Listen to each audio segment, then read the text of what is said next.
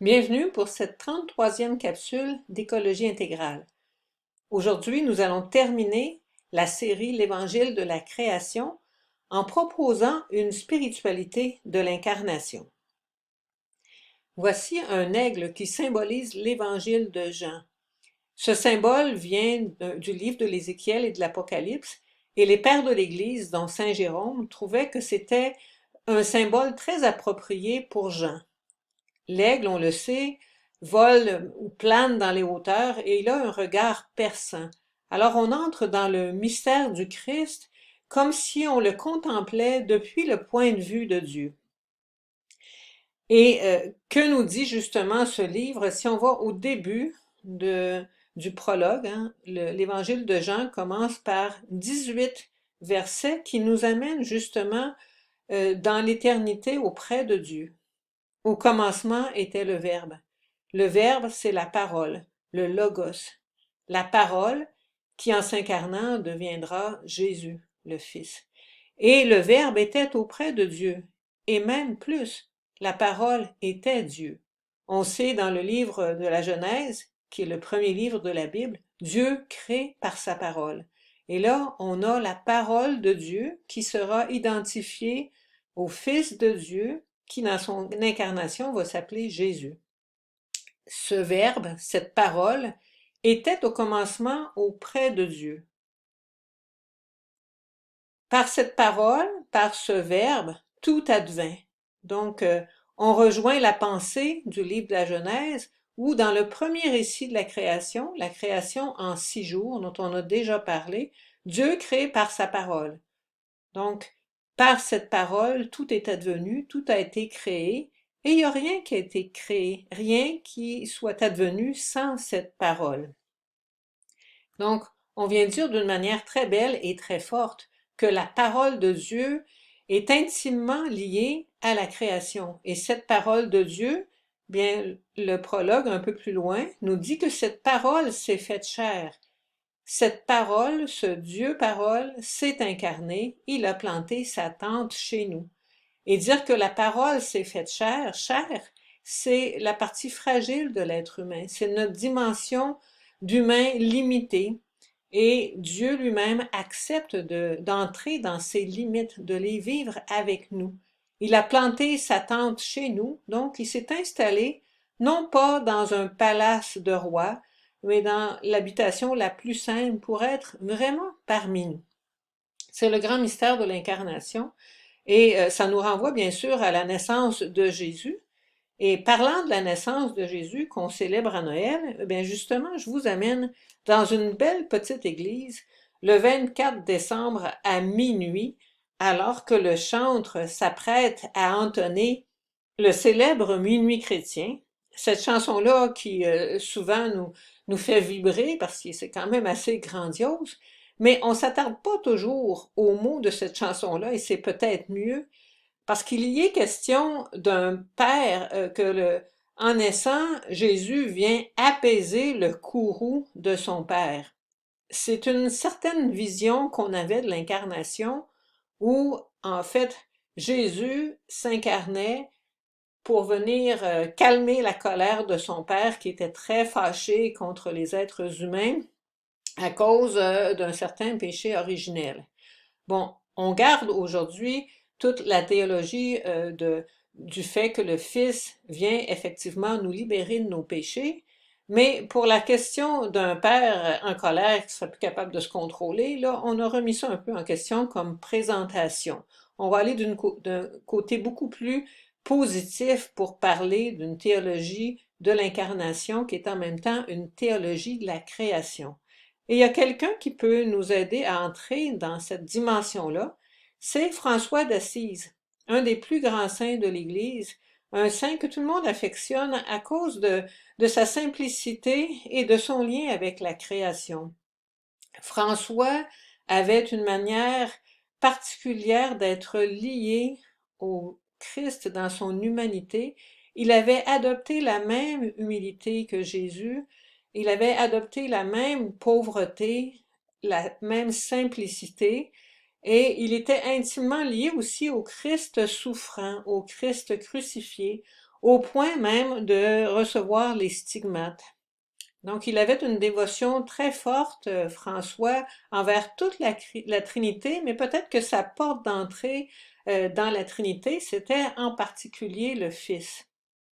Et Saint Bonaventure, qui est un franciscain, un grand théologien franciscain, qui a beaucoup approfondi la pensée de son père spirituel, en fait, du fondateur des franciscains, François, nous fait entrer un peu plus justement dans la manière d'être de François d'Assise.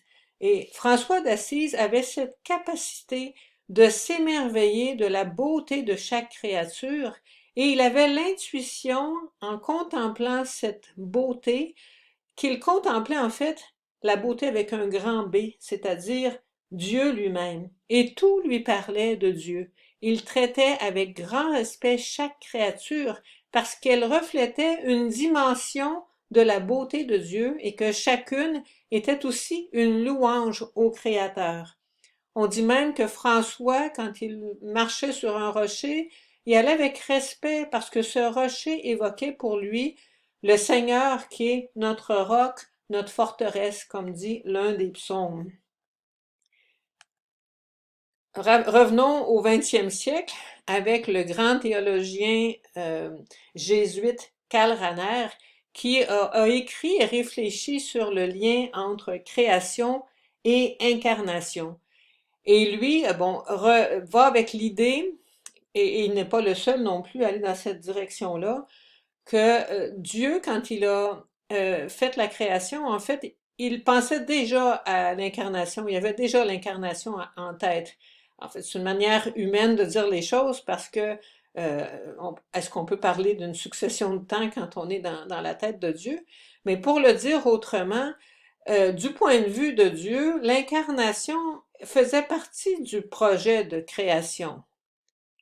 En créant, Dieu devenait présent à sa création et la deuxième façon d'être présent à la création et d'y être présent encore plus, c'était de venir lui-même au sein de cette création en s'incarnant.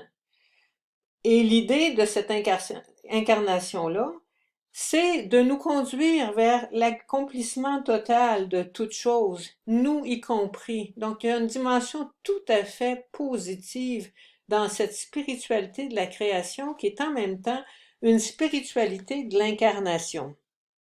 Et je vous amène dans l'Épître aux Colossiens où Paul le dit d'une manière particulière.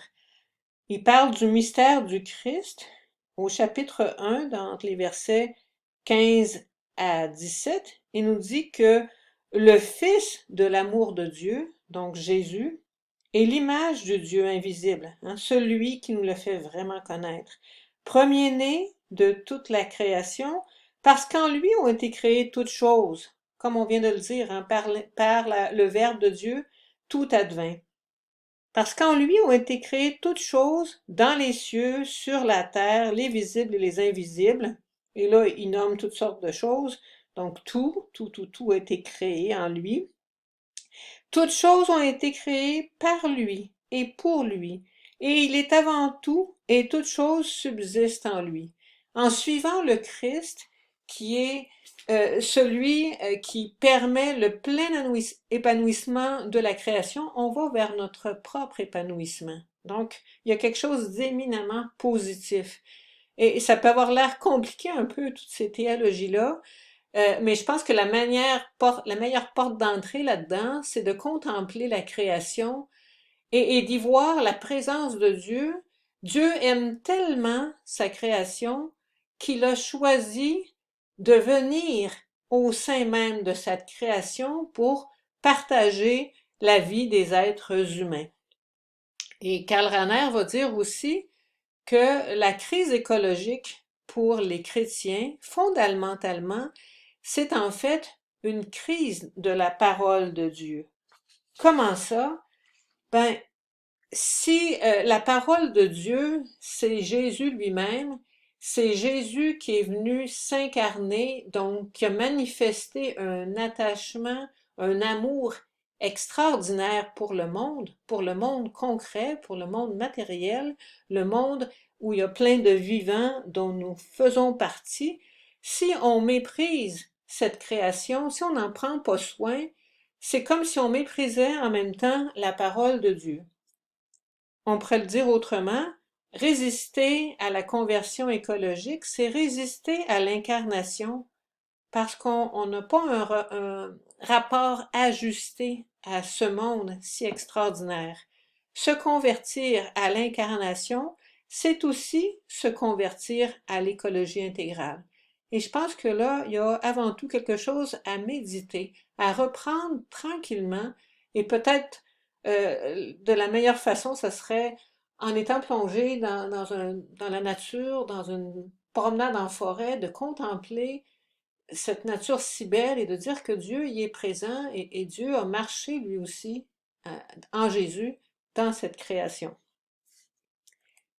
La semaine prochaine, donc, on aura un spécial. Ce sera quelques jours après le 1er mai. Donc, on parlera de la Journée internationale des travailleurs.